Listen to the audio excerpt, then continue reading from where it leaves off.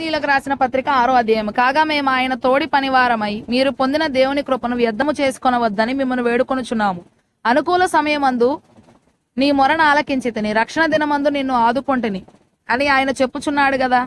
ఇదిగో ఇప్పుడే మిక్కిలి అనుకూలమైన సమయము, ఇదిగో ఇదే రక్షణ దినము. మా పరిచర్య నిందింపబడకుండు నిమిత్తము ఏ విషయములోనైనను అభ్యంతరమేమీ కలుగజేయక శ్రమల యందును, ఇబ్బందుల యందును, ఇరుకుల యందును, దెబ్బల యందును, చెరసాలలోను, అల్లరులలోను, ప్రయాసములలోను, జాగరములలోను, ఉపవాసములలోను మిగుల ఓర్పు గలవారమై పవిత్రతతోను, జ్ఞానముతోను, దీర్ఘశాంతముతోను, దయతోను, పరిశుద్ధాత్మ వలనను, నిష్కపటమైన ప్రేమతోను, సత్యవాక్యము చెప్పుట వలనను, దేవుని బలము వలనను, కుడి ఎడమల నీతి ఆయుధములు కలిగి ఘనతల వలనను, సుకీర్తి దుష్కీర్తుల వలనను దేవుని పరిచారకులమై ఉండి అన్ని స్థితులలో మమ్మను మేమే మెప్పించుకొనుచున్నాము. మేము మోసగాండ్రమైనట్లుండియు సత్యవంతులము, తెలియబడని వారమైనట్లుండియు బాగుగా తెలియబడిన వారము, చనిపోవచ్చున్న వారమైనట్లుండియు ఇదిగో బ్రతుకుచున్న వారము, శిక్షింపబడిన వారమైనట్లుండియు చంపబడని వారము, దుఃఖపడిన వారమైనట్లుండియు ఎల్లప్పుడూ సంతోషించు వారము, దరిద్రులమైనట్లుండియు అనేకులకు ఐశ్వర్యము కలిగించు వారము, ఏమీ లేని వారమైనట్లుండియు సమస్తమును కలిగిన వారము.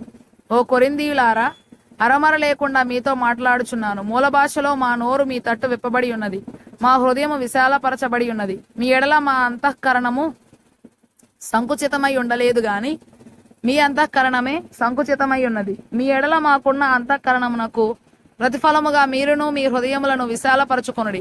మీరు నా పిల్లలని మీతో ఈలాగు చెప్పుచున్నాను, మీరు అవిశ్వాసులతో జోడుగా ఉండకుడి. నీతికి దుర్నీతితో ఏమి సాంగత్యము, వెలుగునకు చీకటితో ఏమి పొత్తు, క్రీస్తునకు బెలియాలతో ఏమి సంబంధము, అవిశ్వాసితో విశ్వాసికి పాలెక్కడిది, దేవుని ఆలయమునకు విగ్రహములతో ఏమి పొందిక. మనము జీవము గల దేవుని ఆలయమై ఉన్నాము. అందుకు దేవుడు ఇలాగు సెలవిచ్చుచున్నాడు, నేను వారిలో నివసించి సంచరింతును, నేను వారి దేవుడనయ్యుందును, వారు నా ప్రజలయ్యుందురు. కావున మీరు వారి మధ్య నుండి బయలువెడలి ప్రత్యేకముగా ఉండుడి, అపవిత్రమైన దానిని ముట్టకుడని ప్రభువు చెప్పుచున్నాడు.